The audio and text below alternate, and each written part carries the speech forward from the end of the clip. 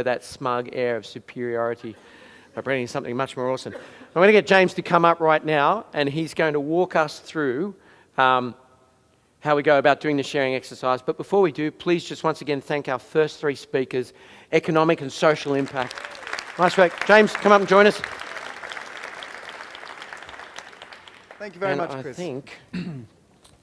So, while Chris is sorting that out, so interestingly enough, Lauren talked about idle assets, and you can't really talk about idle assets without start thinking about all the stuff that sits in people's houses. Something I mentioned, I've got 2 young children. It is quite amazing. It's not just the baby that arrives, it's all the stuff that comes with the baby. And that caused me to start investigating all the stuff that sits in people's houses. Do you know? Well, you can ask yourself, why do we have things in our house that we no longer need? That's very interesting. It's an interesting question. Why do we have things in our house that we no longer need? Well, it turns out that we have things in our house for one of 4 reasons. They're either what we could call life stage items, so they're things like kids' clothes, things you grow out of, right? You move house, the couch no longer fits. You decide to downsize, you decide to whatever. Life stage items, you change shape. Life stage items. Second type is media, right? They're books that you read. You might only read it once. You know, it was a great book, but I don't think I'm ever going to read it again, and it sits on a shelf. I'm a big one. I can't throw books out. I love books, but there's a lot of books that I'm never going to read again. But the same with lots of other media, DVDs, music, whatever it might be. There's the third bit, which is all about upgradables. The things in our life that we actually upgrade. Mobile phones is a really good one. Candace talked about mobile phones. But there's a lot of other upgradables. Sporting equipment, kitchenware. There's things all over our life that we actually end up upgrading because either we want a new one, you know, because it's got more functionality, or our skill level increases, so I want a better set of golf clubs, whatever it might be. And the fourth one is fashion, which you could call as a personal taste life stage, perhaps. But I know there's a lot of things that I actually look at and go, why did I actually buy that when I did? And if you add them up, so if you go around the world and you actually start saying how many of these things fit into those 4 categories, life stage, media, upgradables, fashion, guess how many we sell every year around the world? Over 100 billion. Over 100 billion items which are pretty much destined to never reach their full lifespan under the first owner. And that realization that there's all these idle assets, and you can also then try to work out how many actually do make their way to a second owner. It's somewhere between 5%, if it's things like clothes or others, to maybe 50%. The best I've ever found is 50% is an iPhone. 50% of iPhones do make their way to a second pair of hands. But there's a lot of stuff that gets lost in the process. And one of the reasons that we worked out is because actually the competition for that stuff is too fierce. What's the competition for that stuff? It's actually letting it sit there and do absolutely nothing, or it's putting it in the bin, right? And both of those are pretty compelling services, you must admit, right? Doing nothing, that's awesome, right? The bin, you think about the bin's not a $5 piece of plastic.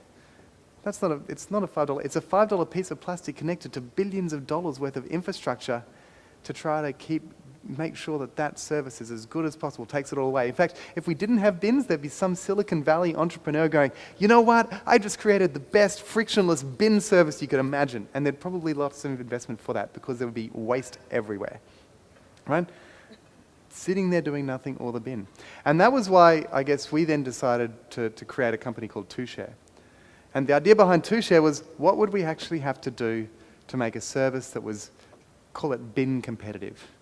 Right? Let's try to get to the point where it's as easy to find a new home for something as it is to put it in the bin. What happens when you do that? You come to some very interesting realizations. The first is that what's the easiest way of getting something from me to you? It's not selling. We have to negotiate, we have to set a price, we have to warrant, we have to do all these things. It's not bartering. It's not swapping because I have to have something you want, you have to have something that I want. It's actually just giving. And it turns out that giving is really easy. And the good thing about giving is that not only is it easy, but it actually makes you feel really good. I don't know if you've gone and given something to somebody without expecting anything in return. That generosity followed by a bit of gratitude, that is amazing. But giving, interestingly enough, also needs trust, and that was what Lauren was talking about. We have all these trusted networks around us now, which are things like our Facebook friends, the organisations that we're part of, the company that we might be formed. So how do we build into those? But the third piece that we found really interesting was the logistics bit.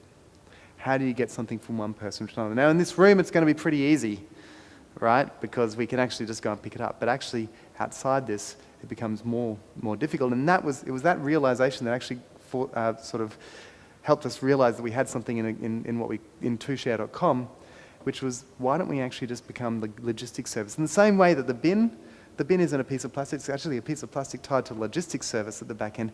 Let's create a logistics service for reuse. And we've been able to get to the point when on TuShare.com you can put things on the site, and we've got we can show you some stuff later if you want. You can actually put things on the site, but we can now ship anything up to 25 kilograms anywhere in the same capital city for $10, door to door, right? That somebody will come and pick it up and take it to somebody else. And the whole idea there is make it easy, make it so if you're giving something away. So when Andrew approached us and said, we're doing something on stuff, we said, well, what we want to do is actually try to take that experience. It's weird, in the old days it used to be, let's take something that's, offline and put it online. Now we're actually going to take something that's online and put it offline, right? The whole idea was, let's actually try to take that giving experience and try to create something here. Let's make it actually more about the items as well. Let's not make it just a usual share. Let's try to make them a bit more interesting. Because these items are really important. This item is not just, it's, we no longer need it. Oliver doesn't like this thing anymore, and it's going to be on there if anybody wants it. This thing, the cotton in this, a kilogram of this cotton, believe it or not, in the technosphere, right, 10,000 to 20,000 litres of water, depending on where it's been grown. 10,000 litres of water per kilogram of clothes, right? This piece of plastic here, right, every kilogram of this plastic moves 71 kilograms of other stuff in the waste process, right? 1 kilogram of this equals 6.9 kilograms of carbon dioxide. This stuff is really valuable, not to mention the stories behind it, right? We took this thing around the world. So, ladies and gentlemen, what we're going to do now is we actually have a FlashShare. The whole idea is that you come and pick up the item. If you put items down, you've got a paddle pop stick, right? You received your paddle pop stick, you can go and get some other ones. But the most important thing is we also want to hear about the stories for these items. In fact, I know that would anybody like to actually, does anybody have put any items? Would they like to come and tell us a story or two? I don't know. I've got one there. Somebody hasn't spoken. Yes. Would you like to come up and just tell us, you put something in the FlashShare. What have you, you got it here. Awesome. And introduce yourself and then tell us a little bit about it. Hey everyone, hey James, I'm Tim Silverwood. I'm going to be on the panel discussion at the end about 3D printing, but I was just given this yesterday. It was from an event down in Melbourne. It's some hot chocolate, and I love hot chocolate, but I live in a 1-bedroom apartment. I've already got 2 boxes of hot chocolate in there. I was coming here today, and so yeah, if someone likes hot chocolate, then it's theirs. I don't need it. Awesome. Thanks, Tim. So that's one more there. Next one. Oh, lovely. I've got a pair and of... introduce yourself, sorry. Oh, hi. I'm Seb, and I've got a pair of Super Speedster ice skates, 9.5. And I learnt to ice skate in these. I went to Amsterdam for exchange to uni, and in the year that I was there, the canals froze over. And so the first day I walked down the canals to uni and there were all the locals ice skating.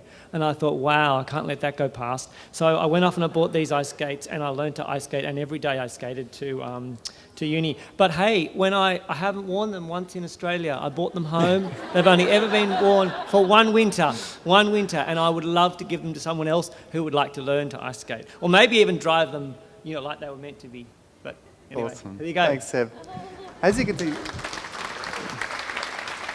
so everything has a story, it's really fascinating. Patagonia is big into this space as the next person comes up. Patagonia is big into this place. They've got a whole thing about worn wear.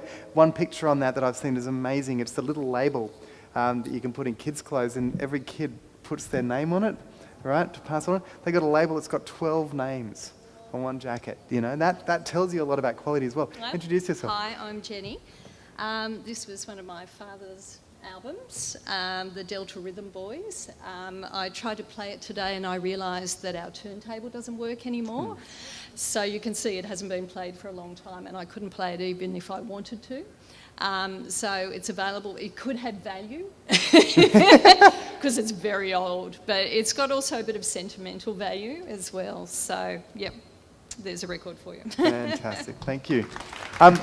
One more. Anybody else want to come up and share an item that they've brought with them? One over there. Great.